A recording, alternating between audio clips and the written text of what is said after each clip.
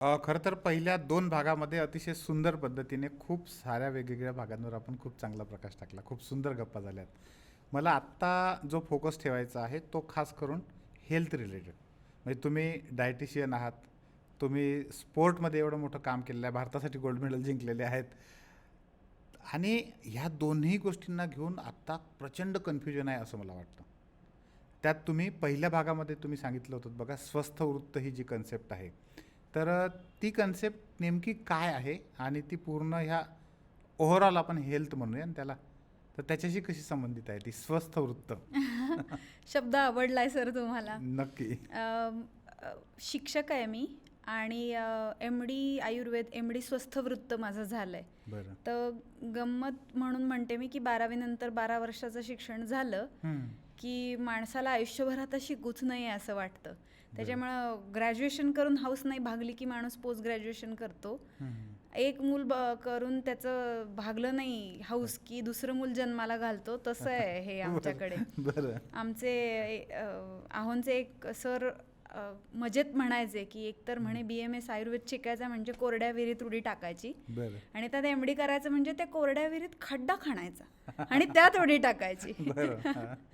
तर चेष्टेचा भाग सोडता क्लिनिकल विषय जे असतात की नाही, म्हणजे सर्जरी असेल, गायनेक ऑब्स असेल किंवा ENT ऑफ्थॅम, तर ह्याच्यापेक्षा वेगळे जे नॉन क्लिनिकल सब्जेक्ट असतात त्याच्यात स्वस्थ वृत्त ह्या विषयाची गणना होते. मॉडर्न मेडिसिनमध्ये कम्युनिटी सोशल मेडिसिन नावाचा जो प्रकार असतो तो वाला जो भाग आहे तो पण आहे यात.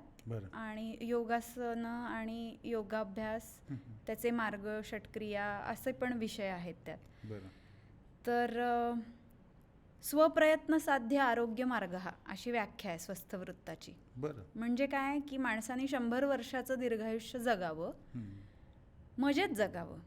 याच्यासाठी त्याला काय काय करता येईल, अनागत बाधा प्रतिषेध, म्हणजे जे आलेले नाही आहेत प्रॉब्लेम्स ते येऊच नाही आहेत म्हणून आधीच आपल्याला प्रिव्हेंटिव्ह मेजर्स काय घेता येतील त्याचा जो अभ्यास आहे आयुर्वेदामध्ये, त्याचा समावेश स्वस्थ वृत्तात होतो. आयुर्वेदाचं प्रयोजन सांगताना सांगितलंय की जे झालेले व्याधी नाही आहेत त्याचं प्रिव्हेन्शन करणं हा खूप मोठा पार्ट आहे आयुर्वेदाचा. आणि मग जर व्याधी झालं तर धातुसाम्य क्रियाशोक्ता, म्हणजे जे शरीरामध्ये जे काही असे बदल झालेत ज्यांनी आजारपण आलंय ते घालवणं आणि ती साम्याची अवस्था निर्माण करणं, हे दुसरं उद्दिष्ट आहे आयुर्वेदाचं. तर त्यातला खूप मोठा प्रिव्हेन्शनचा जो पार्ट आहे त्याच्यामध्ये मी MD केलंय and I am proud of that. असं खूप कमी वेळा असतं की तुम्ही जी गोष्ट शिकता ना त्याच गोष्टीची तुम्ही क्लिनिकली प्रॅक्टिस पण करता. म्हणजे स्वस्थ वृत्त हा विषय घ्यायचा, ह्याला अजिबात ग्लॅमर नसलेल्या काळामध्ये मी स्वस्थ वृत्तात MD केलंय. आता स्टुडंट्स येऊन मला जेव्हा सांगतात की मॅम तुमच्यामुळे आम्ही स्वस्थ वृत्त हा विषय PG साठी निवडला बरं का, त्यावेळेस ऐकून मला असं छान समाधान वाटतं एकदम. तर असा माझा विषय आहे स्वस्थ वृत्त, म्हणजे मजेत दीर्घायुष्य आरोग्य संपूर्ण जगण्यासाठी काय काय करता येतं ते करणं, ते शिकवणं, हे माझं काम आहे. काय येतं त्याच्यामध्ये नेमकं? तुम्ही मी जर म्हटलं की एक मोठी आम्हाला एक 3-4 घटक सांगा, तर काय काय येईल? आरोग्याचे जे पिलर्स आहेत की नाही त्याच्यामध्ये आहार, विहार, निद्रा ह्या गोष्टी ज्या आहेत, व्यायाम, ह्या महत्त्वाच्या आहेत. तर सो कॉल्ड ज्याला हल्ली लाईफस्टाईल असं म्हटलं जातं, लाईफस्टाईल डिसऑर्डर्स असं म्हटलं जातं. तर त्याच्यामध्ये काय असते लाईफस्टाईल, तर तुम्ही खाता ते अन्न, तुम्ही दिवसभर करता त्या हालचाली म्हणजे विहाराला, ऋतूनुसार, दिवसाच्या वेळेनुसार, त्याच्यानंतर तुमचं व्यायाम आला, कारण की आता लाईफस्टाईल जी आहे ती सेडेंटरी झालेली आहे. आणि विचार करण्याची जी पद्धत आहे, बैठक आहे विचारांची, ती म्हणजे अल्टिमेटली तुमची स्ट्रेस मॅनेजमेंट आणि आयुष्य जगण्याची उमेद ह्या दोन्हीचं निदर्शक असतं ते. तर ह्या 4 गोष्टींचं कॉम्बिनेशन म्हणजे लाईफस्टाईल असते. आणि ती लाईफस्टाईल तुमची बिघडलेली असली की लाईफस्टाईल डिसऑर्डर्स तुम्हाला होतात आणि तो स्पेक्ट्रम खूप मोठा आहे. म्हणजे सो कॉल्ड आता कोरोनासारखे जे इन्फेक्शियस डिसीजेस किती ज्याची साथ येऊन गेली किंवा इन्फेक्शन्स होतात वेगवेगळी माणसाला, पार अगदी मलेरियापासून सर्दी खोकल्यापर्यंत सगळ्या गोष्टी त्यात येतात. ह्या गोष्टींनी मृत्यूचं प्रमाण जे आहे ते पूर्ण जगामध्ये फक्त 100 पैकी 25 आहे. उरलेले 75 मृत्यूची जी कारणं आहेत त्याच्यामध्ये BP, diabetes, heart disease, cancer, kidney failure, stroke, paralysis, asthma, allergy, hypothyroid, debilitating, म्हणजे तुमचं मॉर्बिडिटी जी आहे की नाही, आयुष्याचं क्वालिटी जी आहे ती कमी करणारे जे गोष्टी आहेत ना, त्यांनीच मृत्यूचं प्रमाण जे आहे ते म्हणजे अकाली येणारं म्हातारपण, म्हणजे अँटी एजिंग सुद्धा माझ्याच फील्डमध्ये येतं. हे सांभाळणं, याला म्हणतात स्वस्थ वृत्त. म्हणजे त्याच्यामुळेच मग मी माझ्या जिमचं नाव सुद्धा कोड ब्रेकर का ठेवलं हे तुम्हाला सांगेन, पण माझ्या क्लिनिकचं नाव आहार आयुर्वेद आहे. आहाराचा अर्थ काय होतो? आहरती म्हणजे ग्रहण करणे. तर आपल्याला आहार म्हणजे काय वाटतं? अन्न फक्त. त्याच्यामुळे मी न्यूट्रिशन कन्सल्टंट आहे, पण न्यूट्रिशन किंवा आहार ही कन्सेप्ट फूडपेक्षा सुद्धा खूप मोठी आहे. आपण खातो तो अन्नाचा प्रत्येक घास ही आपली फिलॉसॉफी असते. कधी कधी ती इतकी बाय डिफॉल्ट आपल्यात रुजवली गेलेली असते की 4 महिन्याचं असताना तुम्हाला भाताची कांजी दिलेली आहे खायला किंवा वरणाचं पाणी चाटवलं आहे. 4 वर्षाचं झाल्यावर तुम्ही तोडून घास खायला व्यवस्थित लागलात हाताने, तर ते तिथपासून रुजत आलेलं असतं. आणि अचानक मग कुणाला कधी आता 20-22व्या वर्षी तर कुणाला 50-60व्या वर्षी हे जे मेटाबॉलिक डिसऑर्डर्स ते डिटेक्ट होतात. आयरनी अशी आहे की 60 नंतर होणारा टाईप 2 डायबिटीज 10-11 वर्षाच्या मुलांमध्ये पण दिसायला लागला आहे. जाडी किंवा लठ्ठपणा वाढण्याचं प्रमाण पूर्वी जे वयाच्या 30-35 जरा स्थिर स्तरावल्यावर येणारं जे होतं ते आता शाळेमध्येच ओबेसिटी जी आहे ती दिसायला लागलेली आहे. त्याच्यामुळे लाईफस्टाईल आणि त्याच्यातून येणाऱ्या डिसऑर्डर्स ह्याच्यामुळे आयुष्याची क्वांटिटी आणि क्वालिटी कमी होते. ती होऊ नये. अल्टिमेटली हे आजच्या जगाचं उद्दिष्ट आहे की ते घालवता येणं, आणि ते माझं काम आहे. म्हणजेच काय की व्यायाम, झोपायची जी आहे क्वांटिटी, किंवा ते नाही नीट झोपलं तर काय होतं, किंवा ज्यांना कामामुळे जागावं लागतं त्याच्या संदर्भातल्या गोष्टी, वेगवेगळे अन्नपदार्थ जे आहेत ते खाल्ल्यानंतर कोणाला काय होतं आणि कोणते त्यांनी टाळले पाहिजेत आणि खाल्ले पाहिजेत ते आलं. त्याच्यानंतर तुमचं विचारांची मॅनेजमेंट आली, ऋतूनुसार घडणारे काही बदल आले. ह्या गोष्टी ज्या आहेत ह्या शिकवणं हे माझं काम आहे. मग तसं पाहायला गेलं ह्या व्याख्येनुसार तर तुम्ही डोळ्यांनी सोशल मीडिया कन्झ्युम करताय तर तो सुद्धा तो आहारच आहे. तो त्वचा स्पर्श तुम्हाला जाणीव करून देते, तर स्किन तुमची ज्या गोष्टींच्या कॉन्टॅक्टमध्ये येते तो त्या स्किनचा आहारच झाला. म्हणजेच तुमचे सेन्सेस जे आहेत, ज्याला आपण म्हणतो की आपले ज्ञानेंद्रिय आणि कर्मेंद्रिय जे आहेत, तर ते कर्मेंद्रियांनी आपण जे काम करतो ते ज्ञानेंद्रियांचं इनपुट जे आहे त्याच्यावर आलेलं ब्रेननी प्रोसेस करून केलेलं आउटपुट आहे. ह्याचं समायोजन जे आहे ना ते म्हणजे जीवनशैली आहे. बरं, पण मला थोडंसं तुम्हाला ब्रेक करतो या ठिकाणी. मला नेहमी माझ्या मनात येणारा एक प्रश्न आहे, आहार, विहार, व्यायाम, निद्रा हे जे आपण म्हणतो विचार. पण आता आपण जर ह्या 4 गोष्टी किंवा 5 गोष्टी महत्वानुसार जर मांडायच्या म्हटला तर तो क्रम असाच आहे की निद्रा सगळ्यात जास्त महत्त्वाची आहे, किंवा याच्यातला कुठलं पुन्हा जास्त सगळ्यात जास्त महत्त्वाचं, म्हणजे सगळ्यात जास्त महत्त्व एखाद्यानं कशाला दिलं पाहिजे? पहिलं महत्त्व, नो डाऊट 4ही गोष्टी 5ही गोष्टी महत्त्वाच्या आहेत, पण त्यातही सगळ्यात पहिल्यांदा काय आलं पाहिजे असं वाटतं? नाही, हेला खूप म्हणजे मला मजेशीर वाटली ही गोष्ट. प्रॉब्लेम असा आहे की मी ते म्हणते की पिलार्स आहेत ना, तर मग कमकुवत होणार ना एकाला जास्ती महत्त्व दिल्यावर बाकीच्याचं. म्हणजे हात जास्त महत्त्वाचे का पाय जास्त महत्त्वाचे हे ठरवता येत नसतं. ज्या माणसाला सगळे अवयव आहेत त्याला भागवता येईल एक नसलं तर दुसऱ्यावर, पण ते ऑप्टिमल नसेल ना. म्हणताना आपण म्हणतो की औषध जे आहे ना ते आजार बरा करण्यासाठी जर असेल ना, तर आपण जर असं पिरॅमिड जर बघितलं ना, तर आहार, विहार, निद्रा, व्यायाम, विचार आणि मग लागणारं औषध जे आहे ना ते आयदर लागणारच नाही किंवा त्याची क्वांटिटी जी आहे ती खूप कमी लागेल. तर ते ना एकमेकांवर आहे. एखादा मनोरा जो आहे ना त्याचा बेस किंवा मधला पार्ट जर नसेल, कमकुवत असेल, तर त्याच्यावर आरोग्याचा डोलारा आहे तो उभाच नाही राहणार. त्याच्यामुळे काय जास्ती इम्पॉर्टंट आहे असं आपण सांगू शकत नाही, पण कशा क्रमाने आपण ते सुधरवू शकतो ह्याचा धागा जो आहे ना तो पकडता येतो. तो मला तेच विचारायचं आहे ॲक्च्युली, की एखाद्या व्यक्तीला ज्याची लाईफस्टाईल बिघडलेली आहे तर त्याने याच्यातल्या कुठल्या गोष्टीला पहिलं महत्त्व दिलं पाहिजे? जेवण. अच्छा, आहाराला. कारण की ना बाकी काही करा नाही तर नका करू, 2 वेळेसचं जेवण सगळेजण करतात. पण आता याच्यामध्ये पण खूप कन्फ्युजन आहे. काही लोक म्हणतात ते सांगते मी, ते सांगते. पण ते जे जेवण आहे ना ते जर तुमचं नीट असेल ना तर अंगात शक्ती येते. आणि ती आलेली शक्ती असते ना ती तुम्हाला वापरता येते व्यायाम करण्यासाठी आणि चांगल्या विचारासाठी तीच उद्युक्त करते. मग खाणं सुधारलं ना की ते खाणं सुधरत नाही तोपर्यंत मी कोणालाही सांगत नाही तुम्ही उठून व्यायामाला जा, कारण अंगात ती शक्तीच नसते. कधीतरी झोपेचं गणित पण बिघडलेलं असतं पूर्ण. ते सगळं आहार सुधारला ना की येतं जागेवर. नाईट स्क्रोलिंग असेल ते थांबत नाहीये म्हणून झोप येत नाहीये, हे अशा पण केसेस हल्ली कमी नाही ना मिळत.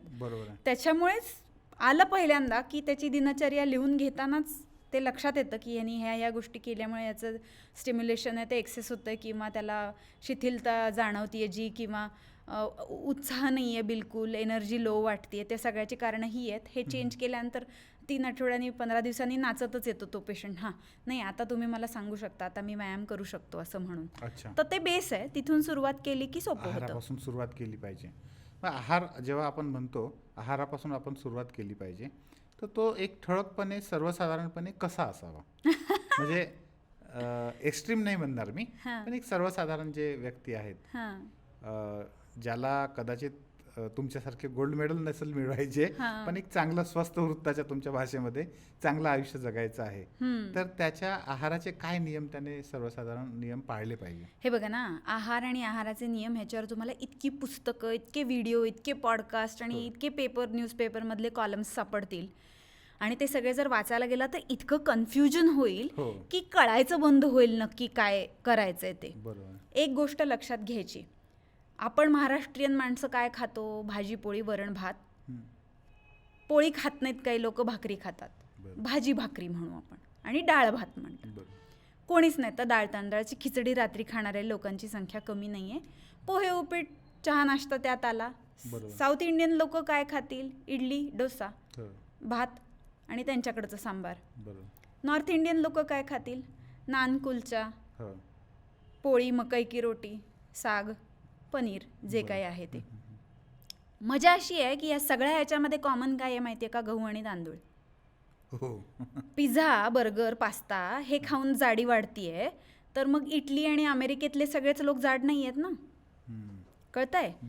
तर ना एक गोष्ट लक्षात घ्यायची की खातो आपण, त्याचं शरीरात गेल्यावर काय होतं ही गोष्ट फिक्स आहे. तुम्ही माणूस आहे म्हणल्यानंतर ती गोष्ट ना घोडा, वाघ, घरात पाळलेला कुत्रा ह्यांच्यासाठी कदाचित वेगळी असेल, पण तुम्ही माणूस असाल ना तर तुमच्यासाठी काही गोष्टी हे फिक्स आहेत. ते कळलं ना की मग सोपं होऊन जातं. आणि दुसरी गोष्ट, तुम्ही कुठले आहात, जात्यातले का सुपातले, ते तुम्हाला ओळखता आलं पाहिजे. कसं ओळखायचं ते मी सांगते. भाजीपोळी वरण भात या पद्धतीने खाणारे 100 लोक आहेत. अंदाजे ढोबळमानाने शहरातले 25 लोक वयाच्या 50 पर्यंत ते चांगलं मेटाबोलाइज करतात, त्यांना काही प्रॉब्लेम येत नाही. 50 नंतर कुणाला ढेरी सुटते, कुणाला बीपीची किंवा डायबिटीसची एखादी बॉर्डरलाईन गोळी लागते, कुणाला थायरॉइडचा काही प्रॉब्लेम डिटेक्ट होतो, कुणाला प्रोस्टेटचा काय होतो. 60-70 नंतर 5-10 लोक कमी होतात. त्या 25 पैकी मुठभर 4 ते 5 लोक तुम्हाला असे दिसतील की वय वर्ष 90 पार केली तरी म्हातारी ताठ. त्यांनी काहीतरी आरोग्याचा एक नियम पाळलेला असतो की नाही का, 2च वेळेला जेवतील, रोज सकाळी चालायला जातील किंवा बाहेरचं खाणार नाहीत. त्यांचा तो जो नियम असतो तो परिपाठ असतो, पण तोच नियम पाळणारे बाकीच्या लोकांना ते तेवढं तिथेपर्यंत जाता आलेलं नसतं. आता हे जे 4-5 लोक आहेत ना, हे गेलेले आहेत नशिबाने तिथे, बाकीच्यांना कर्माने जावं लागतं. पण बाकीचे लोक काय म्हणतात, हे काय करतायत? भाजीपोळी वरण भात. मग आपण काय करायला पाहिजे? भाजीपोळी. अरे पण मग ते करून जर सगळेच तिथेपर्यंत जात होते तर 100 पैकी 5च का गेलेत तिथेपर्यंत? हा प्रश्न पडला पाहिजे. दुसरी गोष्ट एक लक्षात घ्यायचं, झाडाला जे जे काय उगवतं ते माणसाच्या शरीरात पचल्याच्या नंतर रक्तामध्ये साखर म्हणून जातं 99% वेळेला. म्हणजे लोक काय करतात, साखर वाईट असते ना मग गुळाचा चहा पितात. साधी गोष्ट आहे. गुळ कुठून येतो? ऊसापासून. साखर कुठून येते? ऊसापासून. पिष्टमय जे असतं ना, जे जे गिरणीतून दळून आणता येतं, स्टार्च ज्याला म्हणतात, ते साखर आहे रक्तामध्ये. म्हणजे बघा आता बटाट्याची भाजी तिखट आहे, गोड नाही आहे, पण बटाटा स्टार्च आहे की नाही, मग रक्तामध्ये तो साखर म्हणून सापडणार. मग साखर कधी तिखट असते कधी गोड असते असं जेव्हा मी म्हणते तेव्हा जमलिंग नाही होऊ द्यायचं. फोडणीचा भात, तांदळाची खिचडी, व्हेज बिर्याणी, ह्या ज्या गोष्टी आहेत ना ह्या तिखट आहेत चवीला, पण ते तांदूळ आहे ना, तांदळाचं पीठ करून भाकरी केली जाते. त्याच्यामुळे गहू, ज्वारी, बाजरी, तांदूळ, नाचणी, ओट्स, मखाणे जे जे काही दळता येतं ते सगळं बहीण भाऊ आहे. आणि ते बघा ना तुम्ही, साधी गोष्ट आहे, मी सांगत असते, गुगल तुम्ही याही गोष्टीसाठी वापरता, सर्च करा न्यूट्रिशन इन 100 ग्रॅम मखाणे, बघा त्याच्यामध्ये कार्बोहायड्रेट्स किती सापडतात. सो कॉल्ड, समजा तुम्हाला साखर ही भाषा कळत नसेल तर नो शुगर ॲडेड असं म्हटलेलं असतं, पण कार्बोहायड्रेट्सचं प्रमाण 73 असतं आउट ऑफ 100. मग 73 म्हणजे किती झालं? म्हणजे सो कॉल्ड तुम्ही ज्यावेळेस एखादं फूड चांगलं आहे म्हणता, न्यूट्रिशियस आहे म्हणता, त्यावेळेला त्याचं न्यूट्रिशन व्हॅल्यू काय आहे हे तुम्हाला कळलं की प्रश्न मिटतो. त्याला नाव काहीही असलं तरी ते दळता येतंय, पिष्टमय आहे, म्हणजेच ते रक्तात साखर आहे हे ओळखता आलं की एक कॅटेगरी काय आहे ती कळली. पाणी शोषून घेणारे हे पदार्थ असतात. म्हणजे कसं, भात शिजवायचं झाल्यावर पाणी ओतावं लागतं त्यात. तेच ज्यांनी कुणी कधी अंडी उकडली आहेत, पनीरची भाजी केली आहे, त्यांनी बघा ते पाणी शोषून असे फुगत नाहीत, पाणी सोडतात. उलट पनीरच्या भाजीला जास्त पाणी नाही लागत. मग आता हा एक भाग झाला साखर तयार करणारे पदार्थ, पिष्टमय पदार्थ. दुसरा जो भाग असतो ना त्याला म्हणतात की प्रोटीन, अमायनो ॲसिड, आणि फॅट, फॅटी ॲसिड. तर हे जे प्रोटीन आणि फॅट आहे ना, ह्यांनी शरीरातली प्रत्येक सेल बनली आहे, कुठली पण, केसाची, नखाची, लिव्हरची, किडनीची, कुठलीही घ्या, पेशी, त्याचा ऑर्गॅनल्सचा पार्ट जो आहे ना तो अमायनो ॲसिड असतो. आणि मेम्ब्रेन जे खूप बेसिक बायोलॉजी आहे, 3री 4थीतली पोरं पण ॲथलीट म्हणून आली ना की त्यांच्या आईवडिलांना आठवत नाही ते, पण पोरांना आठवतं, त्यांचे असे डोळे चमकतात की फोटोसिंथेसिस, प्रकाश संश्लेषण मराठी मीडियमची मुलं म्हणतात, ते कसं करतात झाडं, आणि मग ते फ्रूट, रूट, ट्यूबर ह्याच्यामध्ये साचवतात, ते आपण तोडून खातो, मग ते काय असतं, मग ते स्टार्च असतं, मग हे पण तेच विचारतात, मग आई मला प्रोटीनसाठी मोडाचे मूग देते खायला, मग ते तर झाडाला येतात, मग ते काय आहे, हा प्रश्न तुम्हालाही कदाचित पडला नसेल, पण पोरं हल्लीची खूप हुशार आहेत. तिथं तर येऊच आपण. पण माणसाला लागणारं क्लास 1 प्रोटीन आणि क्लास 1 फॅट हे नेहमी एकत्र असतं निसर्गामध्ये, आणि ते प्राण्यापासून येतं. हा दुसरा नियम आहे. म्हणजे बघा, चिकन, अंडी, मटन, मासे, पनीर, चीज, आणि मग फॅटचा जो पार्ट आहे ना, तूप, लोणी, मक्खन हिंदीमध्ये, बटर इंग्लिशमध्ये ज्याला म्हटलं जातं तो. तर ना हे कॉम्बिनेशनमध्ये येतं आणि प्राण्यापासून येतं असं मी म्हटलं. याचं कारण काय की आता समजा मुगामध्ये आहे प्रोटीन, किंवा काही जण म्हणतात तांदळामध्ये आणि गव्हामध्ये पण थोडं प्रोटीन आहे, पण ते झाडाला उगवणार आहे आणि ते क्लास 2 आहे. ते पण गिरणीतनं दळून येतं, ज्याला खायलाच मिळत नाही की नाही. प्रोटीन, एनर्जी, मालन्यूट्रिशन ज्याला आहे, आदिवासी पाड्या वस्त्यांवरची की ज्यांना खायलाच मिळत नाही आहे काही, त्यांना जर तुम्ही ते खायला द्याल ना तर कदाचित त्यांना ते पौष्टिक होईल. सो कॉल्ड हे मेटाबॉलिक डिसऑर्डर्स आहेत ना, हे खायला जास्ती झालेले लोक जे आहेत त्यांच्यामधले आहेत. हे कुपोषण आहे, पण वेगळ्या पद्धतीचं कुपोषण आहे. खायला न मिळण्यामुळे होणारं कुपोषण आणि खायला मिळतंय त्यातला एकच पदार्थ जास्ती प्रमाणात खाल्ला गेल्यामुळे होणारं कुपोषण, हे दोन्ही वेगळं आहे. आयुर्वेदामध्ये 7 शरीराचे जे धातू सांगितले, रस, रक्त, मांस, मेद आणि अस्थि, मज्जा, शुक्र, ह्याच्यात मध्ये मेदो धातू आहे. त्या मेदो धातूचं पोषण होतं आहे आणि बाकी कशाचंच पोषण होत नाही आहे. त्यावेळेला जे कुपोषण होतं ना, त्याच्यामध्ये 2 प्रकार असतात. एक, जाड विजिबली दिसणारे लोक, आणि दुसरे ज्यांचे स्किन, बोन आणि फॅटच असतं, स्किनी फॅट ज्यांना म्हणतात. दिसायला बारीक आहेत, पण बॉडी कॉम्पोजिशन स्कॅनवर उभं केलं की त्यांचं बॉडी फॅट जे आहे ना ते जास्ती असतं. मग ते बॉडी फॅट जे आहे ना ते किती असतं नॉर्मली ते मी सांगीन, पण ह्या गटात तुम्ही कुठे बसताय. म्हणजे तुम्ही त्या 25 पैकी आहात का की भाजीपोळी वरण भात खाऊन तुमचं नीट चाललंय आणि तुम्हाला कुठलीही मेटाबॉलिक डिसऑर्डरची हिस्ट्री पण नाही आहे आणि स्वतःला कागदावरती नाही पण आहे. तर मग तुम्ही माझ्याकडे केव्हा येता. तुम्हाला फिजिकली कुठल्या खेळातला परफॉर्मन्स वाढवायचा आहे, फोटोशूट आहे, पोटसपाटे पण 6 पॅक पाहिजे, जिमला जातो तरी पण पाहिजे तसं बॉडी कंपोजिशन होत नाही आहे, सिरियलमध्ये पिक्चरमध्ये काम मिळालं आहे, किंवा माझं सगळं व्यवस्थित चाललं आहे पण हल्ली माझी जरा बुद्धी थोडीशी तल्लख, विचार जे आहेत ते येण्याच थांबलं आहे किंवा लक्षात राहणं कमी झालं आहे. ते 25 लोक जे आहेत ना सो कॉल्ड, ज्यांचं नॉर्मल जेवण जाऊन नीट चाललंय, ते माझ्याकडे येतात. त्याची कारणं वेगळी असतात. त्याची कारणं मेटाबॉलिक डिसऑर्डर हे नसतं, परफॉर्मन्स एन्हान्स करणं हे असतं त्यांचं. आणि जे 75 आहेत ना की जे मी हे जे वाचल्या मेटाबॉलिक डिसऑर्डर्स, अगदी त्याच्यामध्ये तुमच्या गॅस्ट्रोइंटेस्टायनल ट्रबलपासनं साधं सतत शिंका येणं आणि सर्दी बरी न होणं, सारखं आजारी पडणं, थकवा जाणवणं, एनर्जी नसणं, डिप्रेस्ड फील होणं, हे सगळ्या गोष्टी, वेग कंप्लेंट्स असणारे, D3B12चे डेफिशियन्सी न जाणं, इंजेक्शन्स घ्यावं लागणं, असे सगळ्या प्रकार येतात. ते येतं मेटाबॉलिक डिसऑर्डरमध्ये.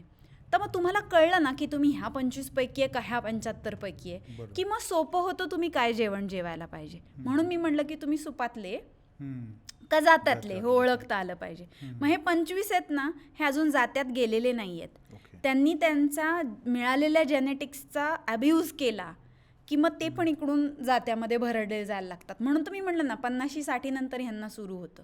आणि हे इकडचे जे लोक आहेत ना ते 50-60 पर्यंत जात नाहीत, त्यांना आधीच प्रॉब्लेम्स जाणवायला लागतात. हां, मग आता ह्या लोकांनी 75 लोकांनी लक्षात घ्यायचं की त्यांना ती आपे जेव्हा असते ना धूर सोडत सामान घेऊन चाललेली रॉकेल भरूनही चालणार आहे ती मिळाली आहे का जेट फ्युअलवालं इंजिन मिळालंय, आणि ते म्हणणार त्यांना परमेश्वराने दिलं जेट फ्युअलवालं चालणारं इंजिन, आणि ते म्हणणार ह्या आपे तर रॉकेल भरतोय आणि चालवतोय माझीच का चाले ना. ते त्यांनी ओळखलं की मग भाजीपोळीवर त्यांचं काम चालत नाही आहे. कारण माझ्याकडे येणारे बरेचसे पेशंट्स गुणी असतात. त्यांना ना सिगारेटचं व्यसन असतं, ना दारूचं, ना तंबाखूचं, पण तरी ग्रेड 2 फॅटी लिव्हर झालेलं असतं, तरी पण हार्ट अटॅक येऊन गेलेला असतो, तरी पण BP डायबिटीज असतं, तरी पण ओबेसिटी असते. हे जे लोक आहेत की नाही गुणी लोक, तरी त्यांना मेटाबॉलिक डिसऑर्डर्स आहेत. त्यांच्याविषयी काम करताना मला जी आत्मीयता वाटते त्याच्यातून हे पॉडकास्टसाठी वेळ काढणं किंवा प्रबोधन जे ते करणं ही गोष्ट वर्थ आहे असं मला वाटतं. बरोबर. तुम्ही लोक सो कॉल्ड ज्याला बॅलन्स डाएट घरचा आहार म्हटलं जातं, भाजीपोळी वरण भात, त्याच्यामध्ये बसणारे नाही. चहा, उपीट, पोहे, बिस्किट हे तुमच्यासाठी नाही. का? कारण की तुम्ही सकाळी उठल्यापासून गहू तांदूळ खाताय आणि तुमचं शरीर गहू तांदळासाठी बनलेलं नाही आहे. कारण गहू तांदळापासून काय तयार होतं आहे? साखर. आणि साखरेपासून शरीरात सेल्स नाही तयार होत. मग ती जी एनर्जी तयार होते सो कॉल्ड साखरेमधनं, ती जर एनर्जी म्हणून वापरली नाही चालण्या बोलण्यासाठी तर ती इरिटंट म्हणून काम करते. ते बॉडीला नको असतं, कारण साखर कोरड करते ना, म्हणून तर डायबिटीसच्या पेशंटला जखमा होतात. मग ते कोरोजन जे आहे तर बाहेर स्किनवर जखमांच्या स्वरूपात नाही दिसलं तरी आत चालू असतं ना. ब्लड वेसल्स जिसतील, ॲथेरोस्क्लेरोसिस होईल, BP होईल, किडन्या जिसतील, डायलिसिस मागे लागेल, डोळ्याची पटलं जिसतील, रेटिनोपॅथी डेव्हलप होईल. येते लक्षात? जे झिजणार, ज्याचा ताप, स्किनवर डाग पडतात काळे, मग हे नको असतं. मग लिव्हर काय करतं? त्या साखरेला फॅटमध्ये कन्वर्ट करतं. मग ते फॅट साचलं की जिथे जिथे साचणार तिथे तिथे तुम्हाला दिसतं. काही लोक असे असतात आईच्या पोटातून येतानाच त्यांच्याकडे फॅट सेल्सच नसतात. मग अशा लोकांना काय होतं? ते बारीक असतानाच त्यांना BP डायबिटीस सगळं असतं. हे पण तुम्ही पाहिलंय सगळेच. कारण लोक काय म्हणतात, माझी जाडी तर खूप वाढतीये पण रिपोर्ट तर सगळे नॉर्मल आहेत. It's your body's way of saying that something is going wrong. We are trying to prevent you from getting that in that situation. म्हणून सो कॉल्ड भाजी पोळी वरण भात चटणी कोशिंबीर पापड लोणचं हे वालं जे आपलं समजलं जातं जेवण, ते एककल्ली आहे. ते काय आहे? साखर आहे. आणि ती साखर पचवण्याची क्षमता असणारे लोक आम्ही नाही गोड खात असं म्हणतात, पण सकाळ संध्याकाळ ते गोडच खातात तसं पाहायला गेलं तर. आणि मग मी म्हणलं की साखर तयार करणारे, अमायनो ॲसिड तयार करणारे प्रोटीन आणि फॅटी ॲसिड, तर याच्यामधलं साखर आणि फॅट हे कॉम्बिनेशन म्हणजे सगळं जंक आहे. गुलाबजाम काय आहे? खवा आणि साखर आणि तेल तळलंय. चिप्स काय आहेत? बटाटा आणि तेल. बर्गर काय आहे? मैदा आणि चीज. त्याच्यामधली पॅटी काय आहे? तेल आणि साखर. मग ती तिखट किंवा गोड याचं कॉम्बिनेशन म्हणजे सगळं जंक आहे, इन्क्लुडिंग आईस्क्रीम आणि केक. म्हणूनच घरात पोळी भाजी वरण भात खाणारे जे लोक आहेत त्यांचं हे वालं कॉम्बिनेशन तयार झालं ना, आणि ते 75 पैकी आहेत ना, तर ते घरातलं खाऊन सुद्धा त्यांना आजार झालेले असतात. कळतंय आता? म्हणून तुम्ही काय खायचंय याचं खूप लगेच सोपं उत्तर देता येणं तसं अवघड आहे. पण तुम्ही कुठले आहात ते कळलं की ह्याच्यात बदल करणं जे आहे ते सोपं होतं. जात्यातले की सुपातले कुठे आहे. पण नॉर्मल माणसाच्या म्हणजे आता जे आपण म्हणतो की साधारणपणे बैठं काम ज्याला आहे, म्हणजे ज्यांना बसून जास्त काम करावं लागतं असे जे लोक आहेत, मग अशांनी त्या आहारामध्ये कसं काय प्रमाण ठेवलं पाहिजे? पहिली गोष्ट ते म्हणजे किती प्रमाण कसं असलं पाहिजे, काय घटक असले पाहिजे, त्यात सगळ्यात महत्त्वाचं कन्फ्युजन अनेक लोकांना आत्ता जे अनेक लोक ग्रासलेले आहेत, किंवा मी असं म्हणेन की 2 भागात विभाजन झालंय की 2दाच जेवा, नाहीतर मग थोडं 2-2 तासानंतर काहीतरी खात राहा. 2दा जेवा पण पोटभर जेवा. म्हणजे एक आमचा मित्र म्हणतो की दर 2 तासानंतर पोटभर जेवा, हे उत्तर आहे. नेमकं किती खाल्लं पाहिजे आणि किती वेळा खाल्लं पाहिजे, एक पहिली गोष्ट, आणि त्यात काय असलं पाहिजे. प्रश्न खरं तर खूप सोपा आहे, पण त्याचा एक मजेशीर किस्सा तुम्हाला सांगते मी. फॉर्च्युनेटली खूप चांगल्या लोकांना खूप जवळून ओळखण्याचा आणि भेटण्याचा एक्सपिरियन्स जो आहे तो मला मिळतो. नशीब आहे ते माझं असं मी म्हणते, पण कदाचित पूर्वजांची माझ्या पुण्याई पण असेल.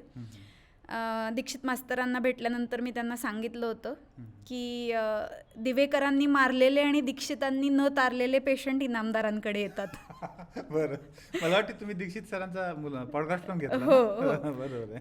तर ते मी म्हणते की तुम्ही योग्य माणसाला प्रश्न विचारला की मी काय करू, 2-2 तासांनी खाऊ का 2च वेळेला खाऊ.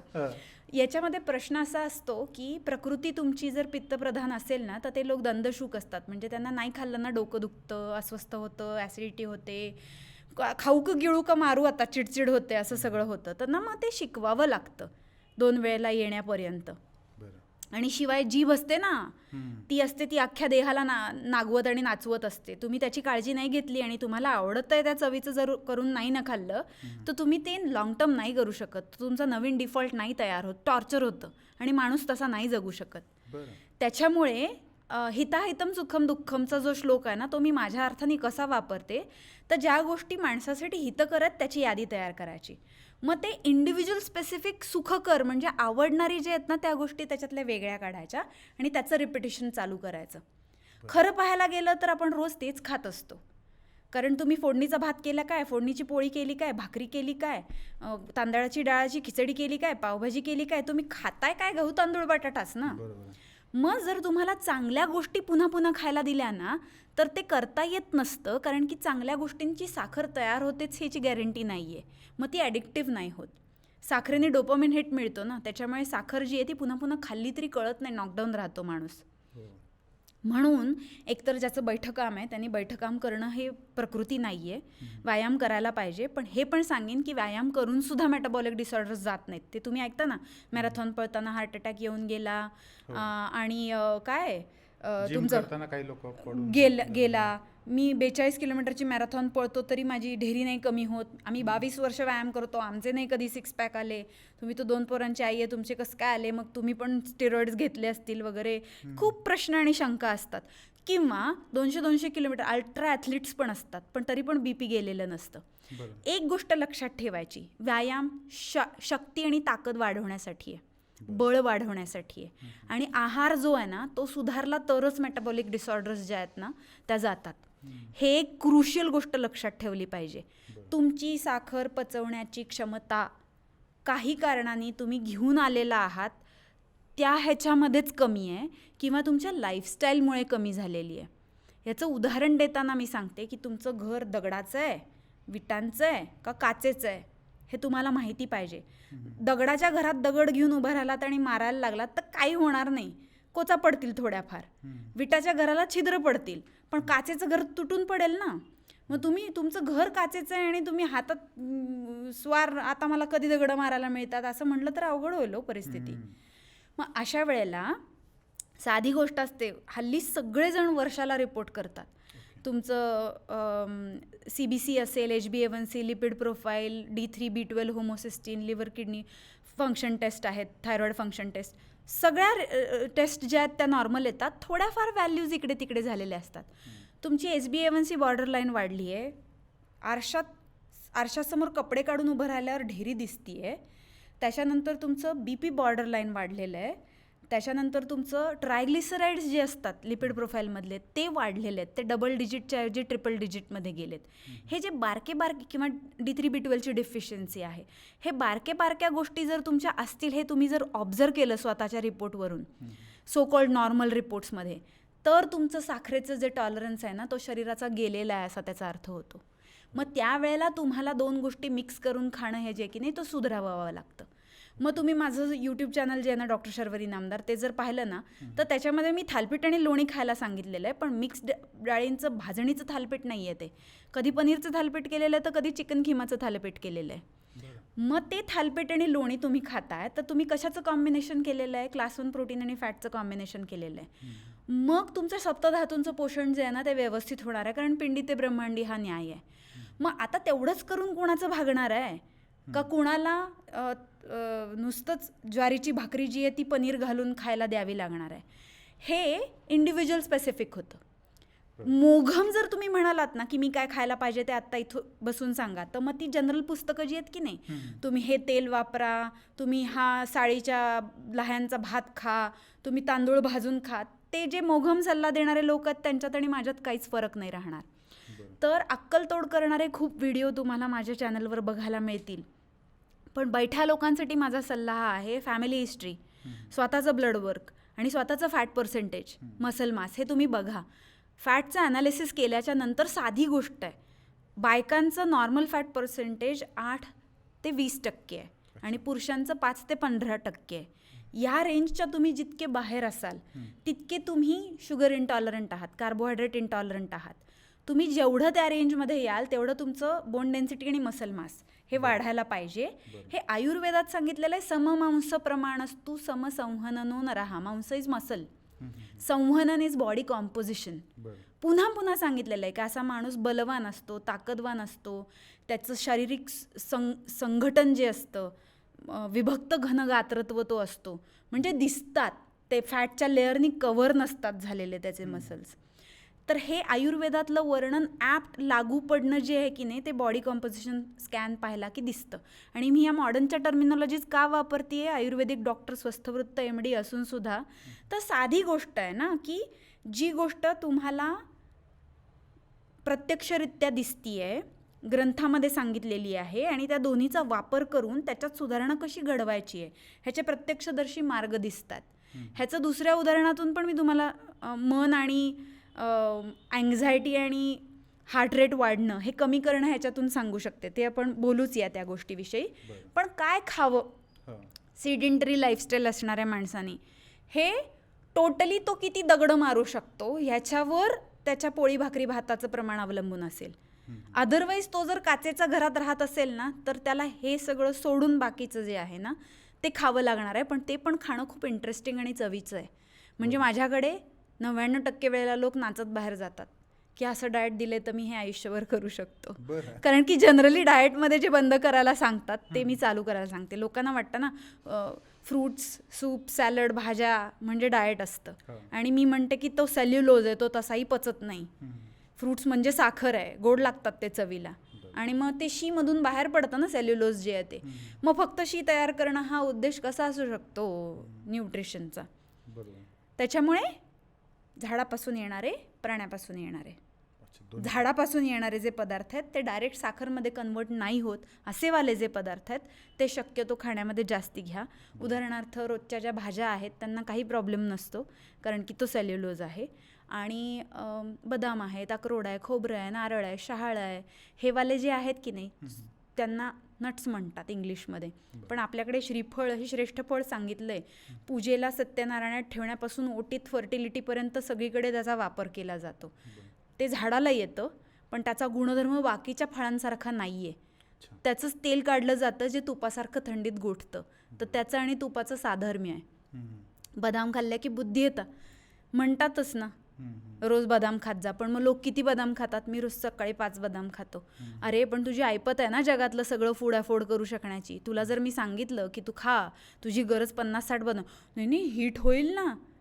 मग जे बदामच खात नाहीत त्यांना का हिट होते? असे अनेक प्रश्न आहेत, येत आहे लक्षात. त्याच्यामुळे तुम्ही जात्यातले का सुपातले, तसं तुमचं घर दगडाचं की काचेचं हे ओळखलं की ठरतं. पुढे ठरावं लागेल. पण तरी मूळ प्रश्न तोच कायम राहिलाय माझा की किती वेळा जे आहे. हा, वेळाचं जो आहे ते मी तुम्हाला सांगते. आयडियली स्पीकिंग भुक्त किंवा नक्त ही आपल्याकडे कन्सेप्ट आहे. म्हणजे दुपारी किंवा रात्री एकदा जेवणं. शक्यतो श्रावणामध्ये किंवा चातुर्मासात बऱ्याच म्हणजे पंथांमध्ये फॉलो केलं जातं ते, अग्नी कमी असतो म्हणून. आयुर्वेदात सांगितलंय एककालम भवेद्येयो द्विकालम अग्निविवृद्धे समाग्नये तथा आरो द्विकालमपि पूजितः. म्हणजे काय की ज्याला अग्नी ज्याचा मंद झालेला आहे त्याला तुम्ही तो वृद्धिंगत करण्यासाठी म्हणून त्याचं संदुक्षण करण्यासाठी म्हणून उपाशी ठेवा, एका मीलवर ठेवा, काही फरक नाही पडणार. पण ज्याचा अग्नी समान आहे त्यांनी 2 पेक्षा जास्ती वेळेला जेवणं अपेक्षितच नाहीये. चहा नाश्ता सुद्धा त्या जेवणाच्या कन्सेप्टमध्येच येतो. हल्ली मॉडर्न सायन्समध्ये इन्सुलिनची कन्सेप्ट जी सांगितली जाते की नाही, तुम्ही खाल्लं त्याच्यात साखरेचं प्रमाण असेल की इन्सुलिन वर जातं. साखर नसली तरी इन्सुलिन येतच, कारण की ते तुमचं शरीर भावांचं रूपांतरण करणारा सूक्ष्माग्नी येतो आयुर्वेदानुसार, असं मी सांगते. तर ते 2 वेळेला किंवा 1 वेळेला खाणं जे आहे की नाही ते ॲब्सोल्युटली तुमची मेटाबॉलिक कंडिशन काय आहे त्याच्यावर ठरतं आणि त्याचं प्रशिक्षण द्यावं लागतं.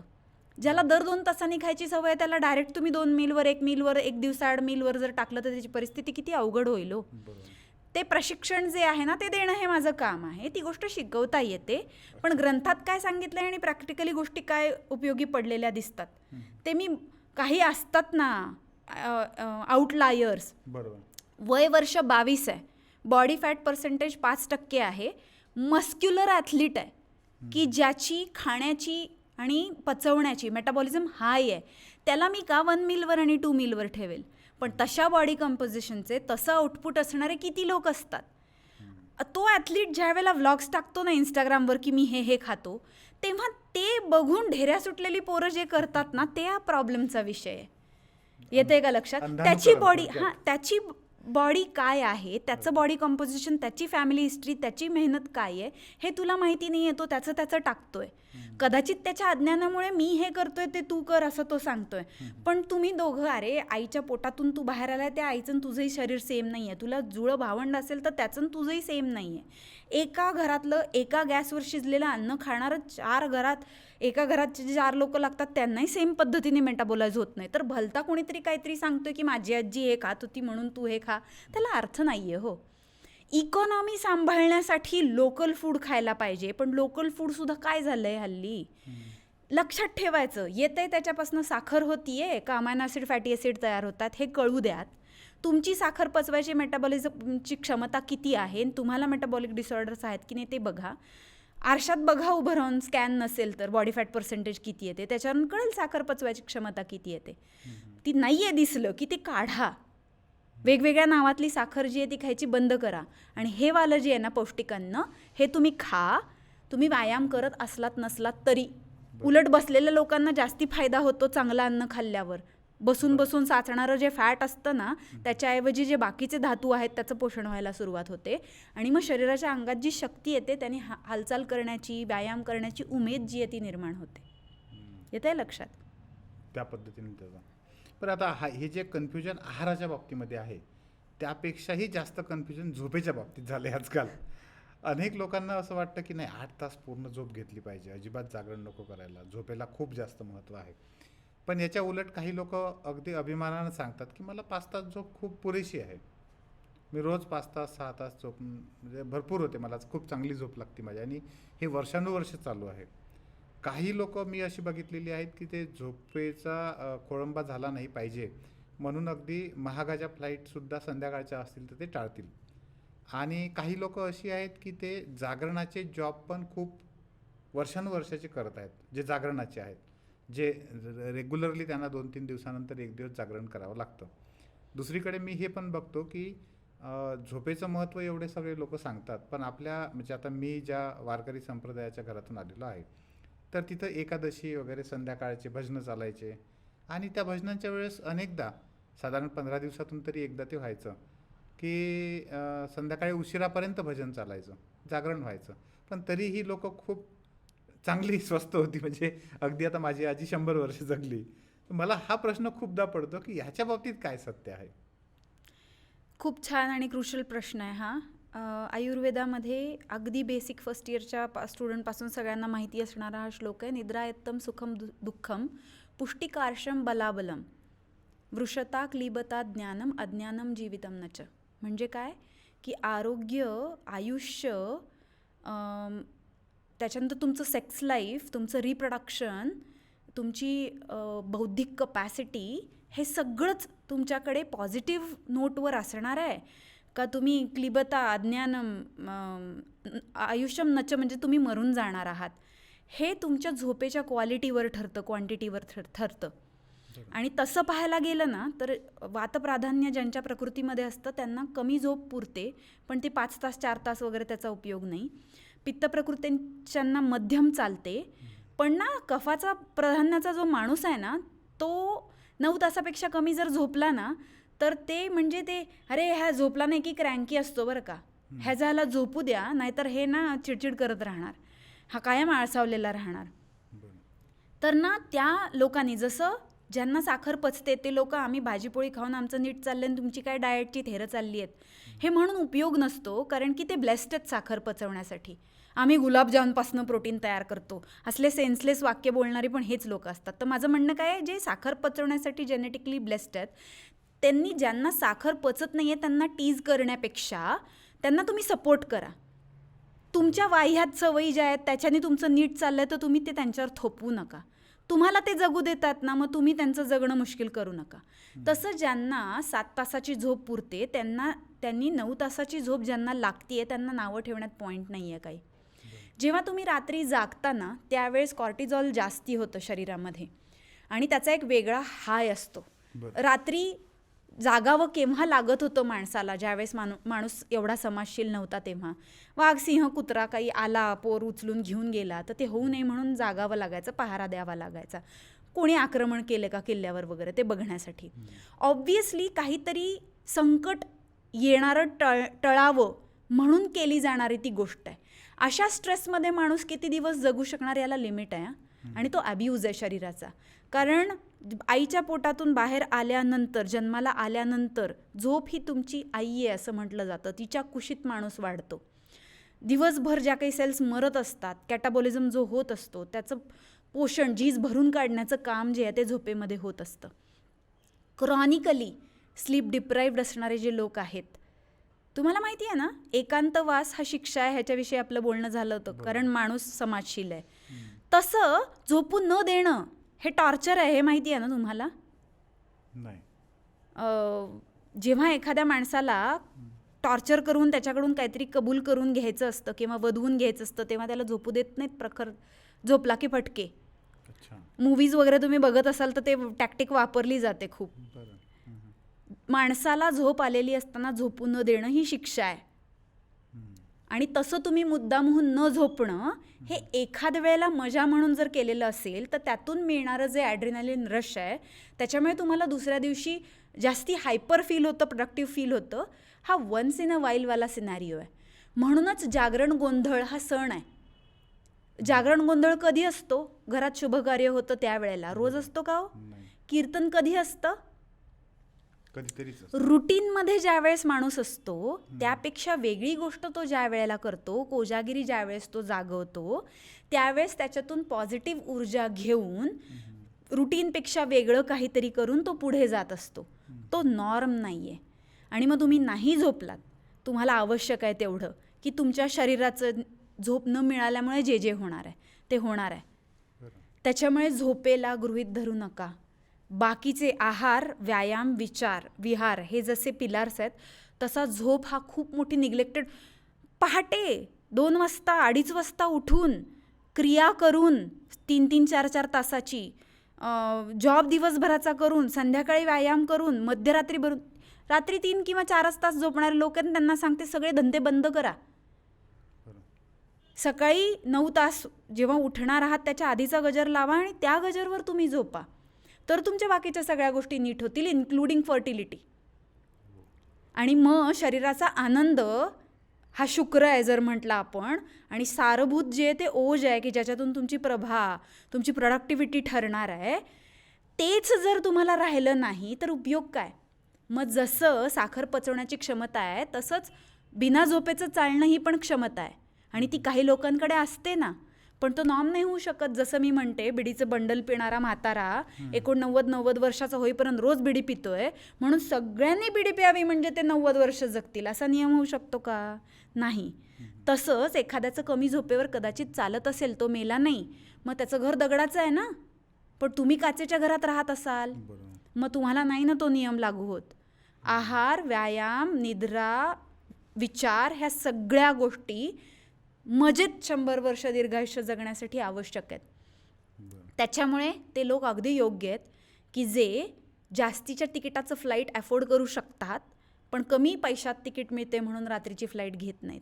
कीर्तनासाठी तुम्ही जागताय, इट्स ओके, पण तुम्ही कामासाठी ट्रॅव्हल करताय आणि तुमच्याकडे एवढे पैसे आहेत की तुम्ही तुमची झोप कॉम्प्रोमाइज न करता करू शकताय, तर तुम्ही ते करायला पाहिजे. मिळालेला पैसा कुठे वापरायचा याची अक्कल म्हणजेच आरोग्य आणि दीर्घायुष्य आहे आणि संपन्नता आहे, हे कळलं पाहिजे.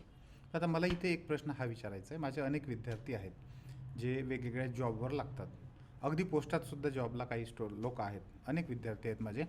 तर त्यांचं साधारणतः 2-3 दिवसाची ड्युटी झाली की 1 दिवसाची पूर्ण जागरणाची ड्युटी राहते. म्हणजे आपण असं म्हणू शकतो की किमान आठवड्यामधून 2 तरी दिवस त्यांना पूर्ण जागरण असतं, किमान 2दा तरी. मग अशा पद्धतीचं वर्क जे आहे ते त्यांच्या लाँग टर्मच्या आयुष्यासाठी घातक आहे असं म्हणता येईल? खूप साधं आहे.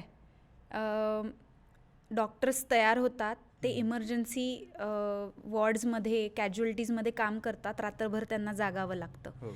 सर्जरीज आणि इमर्जन्सीज हे फील्ड जर तुम्ही निवडलं असेल तर आयुष्यभर कदाचित ते करावं लागतं. IT-मध्ये US शिफ्टमध्ये काम करणारे जे लोक आहेत त्यांना ते तिकडच्या वर्किंग आवर्समध्ये इकडे जागं राहावं लागतं. नेहमी ना माणसाने कॉस्ट टू बेनिफिट रेशो जो आहे ना तो मोजायला शिकलं पाहिजे. म्हणजे तुमच्या उमेदीच्या दिवसामध्ये तुम्हाला जर जागरण करावं लागलं स्किलसेट शिकण्यासाठी किंवा पैसे कमवण्यासाठी, तर ते तुमची प्रायोरिटी आहे तिथे. You are compromising your health for that. जर तुमचा तो स्किलसेट किंवा तुम्हाला मिळणारे पैसे तुमच्या त्या जीवापेक्षा जास्त इम्पॉर्टंट आहेत त्या क्षणी, तर तुम्ही ते केलं पाहिजे. तुम्हाला पुरेसे पैसे मिळायला लागलेत, तुम्ही हाताखाली इंटर्न्स कामाला ठेवू शकताय. तुम्ही US शिफ्टच्या पेक्षा UK शिफ्ट घेतली आहे की जी थोडी आपल्या वेळेनुसार 5 तास इकडे तिकडे चालू होईल, किंवा इंडियातली घेतली आहे की ज्याच्यात थोडा पगार कमी आहे पण डे जॉबमध्ये मिळणार आहे, किंवा तुम्ही VRS घेतली आहे की नाही मला आता होते रात्रीचं काम सूट. तर तुम्ही आता प्रायोरिटी तुमचा पैसा किंवा स्किलसेट नाही आहे, तुमचं आरोग्य आहे हे तुम्ही जाणलंत आणि तुम्ही सर्वांगीण विचार करायला सुरुवात केली आहे. हे ज्याला शक्यच नसतं, म्हणजे मी सांगताना काय सांगते त्यावेळेला त्यांनी काय करावं, तुमचं रात्री जेवढं जागरण झालेलं आहे तेवढा त्याचा निम्मा वेळ तुम्ही खाण्याच्या आधी झोपायचं. आणि तुमच्या खाण्यामधलं तुपाचं प्रमाण जे आहे ना ते तुम्हाला खूप पुढे, वाताचा प्रकोप होतो कारण रात्री जागल्यानंतर, आणि वात हा झीज करवणारा, रुक्षता आणणारा असतो, आणि तूप हे स्निग्ध आहे. पण तूप ना योगवाही आहे. तुम्ही ज्या गोष्टीबरोबर खाता ना त्याचे ते गुणधर्म वाढवतं. म्हणजे तुम्ही साखर तूप पोळी किंवा गुळतूप पोळी खाल्ली, तर मी मगाशी म्हटलं पोळी पण साखरच आहे, गुळ पण साखरच आहे, आणि तुम्ही तूप खाल्लं त्याच्याबरोबर, तर ॲज गुड ॲज ते जंक खाल्ल्यासारखं आहे. साखर आणि तुपाचं कॉम्बिनेशन जे आहे ते नाही जमणार. तुपातली अंडी, बटरमधलं पनीर, हे जे प्राण्यापासून येणारं, कारण तूप प्राण्यापासून आलेलं आहे, ह्याचंवालं जे कॉम्बिनेशन आहे ना ते तुमचं आयुष्य वाढवणारं असणार आहे. तर ना ते जुगाड जे आहेत ना ते तुम्हाला जर करावे लागतात, त्या फेजमध्ये तुम्ही आहात आणि ती फेज आहे, तर त्याला हेल्प करणं हे माझं काम आहे. पण मला दिसतंय की तुझ्याकडे पुरेसे पैसे आहेत आणि तरीसुद्धा तुझं जे स्क्रोलिंग आहे त्याच्यामुळे तू झोपू शकत नाही आहे, किंवा तुझं ते टेन्शन आहे ते घेऊन तू झोपू शकत नाही आहे, तर पहिला त्याच्यावर काम कर, कारण because it is not worth it.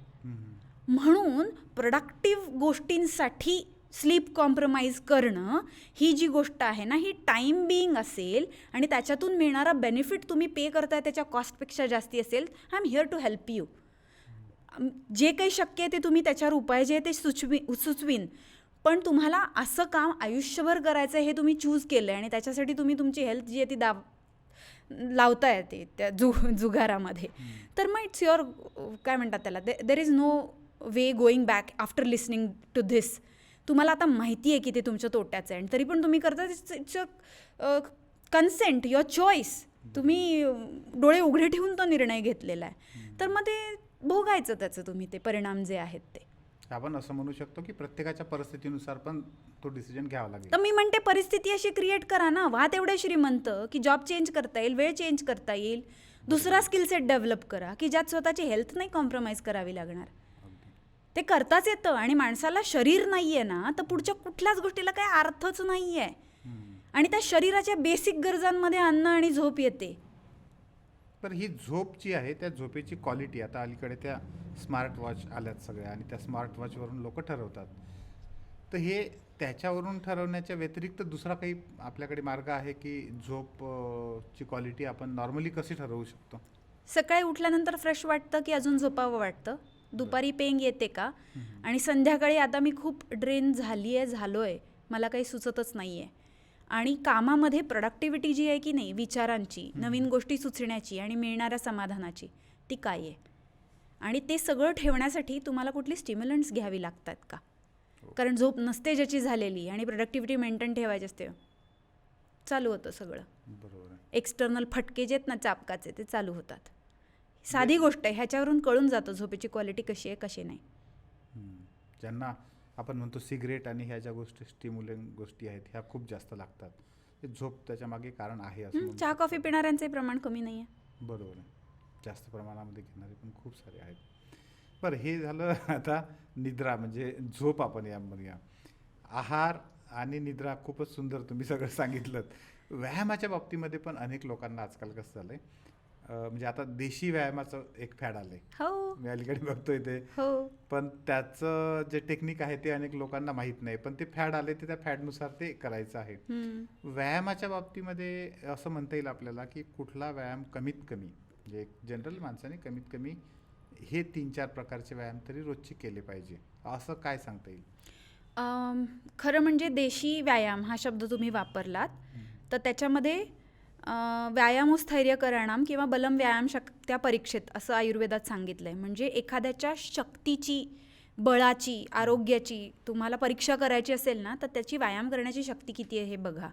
आणि सो कॉल्ड विभक्त घनगात्रत्व जे सांगितलं ते कुठल्या प्रकारच्या व्यायामाने येतं ते तुम्हाला दिसेलच. म्हणजे मी कधीही दिसण्यासाठी व्यायाम करणारी बाई नाही आहे, पण शरीर जे सुधारतं ना ते बाय प्रॉडक्ट आहे त्याचं मिळालेलं मला. तर तुम्ही व्यायामाचे आत्ताच्या सायन्सनुसार सांगितलेले जे प्रकार आहेत त्यात तन्यता, लवचिकता वाढवणारे प्रकार, हृदय आणि श्वास याची गती वाढवणारे कार्डिओ रेस्पिरेटरी व्यायाम आणि शक्ती वाढवणारे जे आहेत की ज्याच्यामध्ये ॲक्च्युली रेझिस्टन्स ट्रेनिंग येतं, हे 3 प्रकार सांगितलेले आहेत. तर याच्यामध्ये ना सरळ सरळ बघायचं. जिम करणाऱ्या लोकांनाही ढेरी असते, सायकल चालवणाऱ्यांनाही असते, पळणाऱ्यांनाही असते आणि योगासनं करणाऱ्यांनाही असते. हे 3 म्हणजे पोहणाऱ्यांनाही असते. तर धावणे, पोहणे, पळणे, सायकल चालवणे हे कार्डिओ रेस्पिरेटरीमध्ये येतात. योगासनं असतील, स्ट्रेचिंग असेल, हे सगळं तुमचं तन्यता वाढवणारं, लवचिकता वाढवणारं आहे. आणि रेझिस्टन्स ट्रेनिंग जे आहे ना ते तुमची शक्ती किंवा बळ स्नायूंचं, बोन डेन्सिटी वाढवणाऱ्यांमध्ये येतं. तर तुम्ही लक्षात घ्यायचं की बॉडी कॉम्पोजिशन चेंज यातल्या ज्या व्यायामाने होतं ते रेझिस्टन्स ट्रेनिंग आहे, पण तेवढंच करून भागत नाही. तुमचा व्यायाम जो आहे ना, सुरुवातीला मोबिलिटी, मग रेझिस्टन्स ट्रेनिंग, त्याच्यानंतर स्ट्रेचिंग आणि कूलडाऊन असंच कॉम्बिनेशन जर असेल तर तुम्ही ते दीर्घकाळासाठी आजपासून 5 वर्षानंतर केलं तर तुम्ही टोटल बॉडी कॉम्पोजिशन चेंज झालेलं दिसतं. कधी? आहार आणि झोप जी आहे ती दुरुस्त असेल तर. अदरवाईज तुम्ही किती व्यायाम करा ना, तिकडे कुठलाही करा, काहीही फरक पडणार नाही. म्हणून व्यायाम करायचा नाही असं नाही मी म्हणत आहे, पण तुम्ही डोळस राहा. कारण प्रत्येकाची चालू करण्याची जी पातळी आहे ना ती वेगवेगळ्या लेवलवर असते. म्हणजे काही लोक जे आहेत ना ते उपजतच जेनेटिकली ब्लेस्ड असल्यामुळे त्यांना साखर पचवण्याची क्षमता चांगली आहे, त्यांच्याकडे बोन डेन्सिटी आणि मसल मास पण ऑलरेडी चांगलं आहे, शिवाय त्यांना आईवडिलांनी चांगल्या सवयी पण लावलेल्या आहेत. मग अशा वेळेला त्यांनी व्यायाम सुरू केल्यानंतर त्यांना मिळणारे रिझल्ट्स आणि ज्याच्या ऑलरेडी बॉडी फॅट पर्सेंटेज जास्ती आहे, शुगर मेटाबॉलिझम जो आहे तो एनर्जी कन्व्हर्जन रेट जो ऑलमोस्ट नील आहे, त्याच्यामुळे फॅट किंवा मेटाबॉलिक डिसऑर्डर्स वाढत आहेत, आईवडिलांनी लावलेल्या सवयी पण चांगल्या नाही आहेत किंवा स्वतःचं पण इन्क्लिनेशन चांगल्या सवयी लावून घेण्याकडे नाही आहे, व्यसनं आहेत, रात्रीच्या कामाचं जागरणाचा जॉब आहे, त्याची स्टार्टिंग लाईन बघा ना तुम्ही किती मागे गेली. मग ह्याला करावे लागणारे कष्ट आणि मिळणारे रिझल्ट्स आणि याला करावे लागणारे कष्ट आणि मिळणारे रिझल्ट्स हे एकमेकांकडे बघायचं ठरलं तर हा म्हणेल हा आळशी, हा काहीच करत नाही, हा म्हणेल मी एवढं सगळं करतो आणि हा काहीच करत नाही तरी पण हा पुढे गेलाय. त्याच्यामुळे व्यायामामध्ये ह्या 3ही गोष्टी पाहिजेत, पण तुमचं गोल जे आहे की नाही त्याच्यानुसार ह्याच्यातली कमी जास्तपणा जो आहे ना तो ठरतो. मग ऑब्व्हियसली जो पॉझिटिव्हमध्ये आहे ना त्यांनी थोडासाच व्यायाम केला आणि खाण्यामध्ये थोडेसेच बदल केले ना तरी त्याला मिळणारे रिझल्ट्स एक्सपोनेन्शियल असतात. तो त्याचा नशिबाचा भाग नाही आहे, कदाचित त्याच्या पूर्वजांनी केलेल्या कर्माचा भाग आहे. पण हे वाले जे लोक आहेत ना हे जास्ती आहेत की जे ऑलरेडी निगेटिव्हमध्ये आहेत, त्यांचा म्हणजे ते खड्डा जो खणलेला ना तो बुजवून त्याची प्लिंथ तयार करून मग त्याच्यावर बिल्डिंग बनणार आहे. नाहीतर मग ते कच्च्या पायावर उभं केलेलं कोसळतं सगळं, तशी त्यांची अवस्था होते. आणि मग ते क्विक फिक्सेसच्या मागे लागतात. 5,000 5 किलो कमी, ह्या डब्यातलं ही पावडर 2 वेळा प्या, तेवढं पळा, आणि मग उरफोड होईपर्यंत व्यायाम, आणि ते सुटलं की अजून जास्ती वाढलं, किंवा मी खूप करतो पण तरी पण नुसतं मॅनेजच होतं माझं, बरं कधीच काही होत नाही, हे सगळं चालू होतं. हा जो तुम्ही जिमचा प्रकार आणलाय, कोड ब्रेकर जिम ज्याला आपण म्हणतो, हा काय आहे? ते ज्या वेळेस मी कॉम्पिटिटिव्ह पॉवर लिफ्टिंग करायचं ठरवलं त्यावेळेला आम्हाला रजिस्टर करावं लागतो एक लोकल क्लब, की ज्याच्या अंडर तुम्ही खेळणार आहात. तर ती स्वतःच्या प्रॅक्टिसची जागा एक हक्काची मला हवीच होती. पण त्याच्या नावामागे पण एक गंमत आहे. आपलं जेनेटिक हेलिक्स जे असतं की नाही, DNA चं, त्याचं इम्प्रिंट होणं जे असतं ना, त्याच्यावरून तुमच्या हेरिडिटरी डिसऑर्डर्स ठरतात. तो जो जेनेटिक कोड असतो ना, त्याला कोड हा शब्द आहे. हल्ली IT मधले लोक जे आहेत ते पण लँग्वेज तो कोड वेगळा आहे. शिवाय अंडरग्राऊंड हॅकर्स असतात, त्यांचं पण काम असतं ते, एथिकल असतील किंवा अनएथिकल असेल, तो कोड ब्रेक करणं. आणि breaking the norms is also breaking the code. तर ना एपिजेनेटिक्स नावाची एक कन्सेप्ट आहे की ज्याच्यामध्ये ते जीन एक्सप्रेशन जे आहे ना, ते तुम्हाला चेंज करता येतं एन्व्हायरमेंट चेंज करून. तर माणसासाठी एन्व्हायरमेंट म्हणजे काय, हवा, पाणी, देश, वायू, जे काही आहे ते. पण तुमची सेल जी आहे त्याच्यासाठी एन्व्हायरमेंट काय आहे, तर तुम्ही काय खाता, ते अन्न जे आहे ते तिचं इमिजिएट एन्व्हायरमेंट आहे. तुम्ही करता त्या विचारांमुळे हॉर्मोनल परिस्थिती जी येते ते तिचं डायरेक्ट एन्व्हायरमेंट आहे. तुम्ही जे व्यायाम करता, झोप घेता, त्याच्यामुळे आतमध्ये जी परिस्थिती निर्माण होते ते तिचं एन्व्हायरमेंट आहे. तुम्ही ह्या बेसिक गोष्टी चेंज केल्या की सेलचं एन्व्हायरमेंट जे आहे ते तुमच्या हातात येतं, तुम्ही कंट्रोलमध्ये ते घेता, आणि तुमचं जीन एक्सप्रेशन जे आहे ना ते चेंज होतं, त्याला म्हणतात एपिजेनेटिक्स. तर ह्या अशा सगळ्या अर्थांचं मिळून we hack the code of strength, we manipulate epigenetics to become more stronger genetically, even though if you are not genetically blessed. We are breaking norms via having people over there who are with like 2 kids and having abs and being female. तर ते असं सगळं मिळून ते नाव आहे code breaker, की जिथे शक्तीच्या व्यायामांबरोबरच लिफ्टिंग योगी म्हणजे काय, योगासनं पण करतो, म्हणजे ज्याच्यामध्ये पूर्ण बॅकबेंड, वृष्टिकासन जे आहे ते पण करता येतं, 180 किलोचं डेडलिफ्ट पण करतो, असेही लोक तुम्हाला बघायला मिळतील. तर ते जे अमालगमेशन आहे की नाही, आयुर्वेद आणि मॉडर्न सायन्स, किंवा योग आणि पॉवर लिफ्टिंग, किंवा कार्डिओ रेस्पिरेटरी ॲक्टिव्हिटीजच्या बरोबरच त्याचं स्ट्रेंथनिंग, तर ते गुण्यागोविंदाने नांदणं म्हणतो की नाही, फॉर बेटर गुड.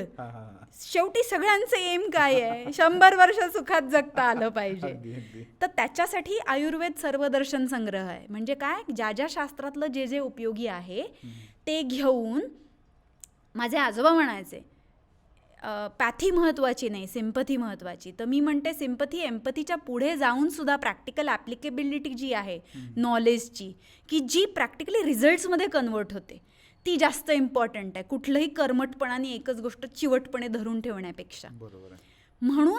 म्हणून कोड ब्रेकरचा प्रपंच आहार आयुर्वेदच्या बरोबर. म्हणजे त्याला आपण काय म्हणू, खूपच अर्थपूर्ण शब्द आहे तो. कदाचित तो ते म्हणजे बऱ्याच लोकांना प्रश्न पडतो की माझ्या मुलांची नावं ऋतुपर्ण, मेघवर्ण, आहार, आयुर्वेद, शर्वरी आणि कोड ब्रेकर आलं कुठून, तर ते तेच आहे. संस्कृत काय, मराठी काय, इंग्रजी काय, पॉवर लिफ्टिंग काय, आयुर्वेद काय आणि योग काय. खूप सुंदर पद्धतीने या सगळ्या गप्पा झाल्यात. म्हणजे आहार आला, झोप आली, निद्रा आली. महत्त्वाचं म्हणजे झोप, म्हणजे ज्याला आपण म्हणतोय, मी जेव्हा ते तुमच्याकडून ऐकत होतो ना, ते मी स्वतःला रिलेट करत होतो. कारण झोप ही खूप लोकांमध्ये कन्फ्युजन तयार करते, आणि झोपेवर इतका कंटेंट नाहीये जेवढा आहारावर, व्यायामावर आहे. हो, खूपच सुंदर. आपण सेपरेट पॉडकास्ट करू नक्की. खूप सुंदर पद्धतीने या सगळ्या गोष्टींची माहिती तुम्ही दिलीत. आणि मी म्हटलं तसं तुमचं वैयक्तिक लाईफ ह्याच्यामध्ये ह्या अनेक गोष्टींमध्ये आयडियल आहे. ह्याच्यातले सगळे हे जे पॉईंट आलेले आहेत, हे शब्द सगळे तुमच्या जगण्यातून आलेले आहेत, आणि म्हणून ते एवढे असे घन म्हणूया, मोठेपणा आहे हा तुमचा, मोठेपणा आहे. खूप खूप धन्यवाद. रिअल टॉक पॉडकास्ट मार्फत आपण आलात आणि एवढं सगळं सांगितलं. खूप खूप धन्यवाद. Thank you so much. Thank you for having me.